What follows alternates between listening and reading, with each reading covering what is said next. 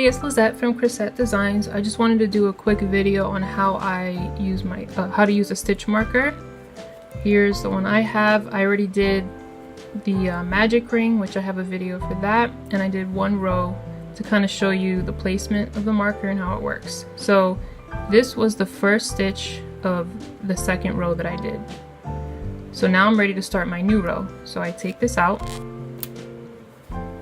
I do my single crochet or whatever it is into that first spot, first stitch, and then I pop this in right away.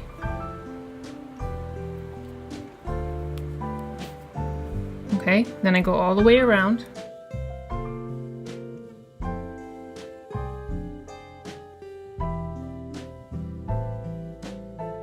Now I'm at the end of my row again. Here's my stitch marker. Take that out. Do whatever the pattern says for the next row. So I'm doing one single crochet into that stitch for the next row and popping that right back in into the one I just did. Okay, and that's it. Thanks for watching and subscribe for more videos. Are you not entertained? Are you not entertained? Is this not why you are here?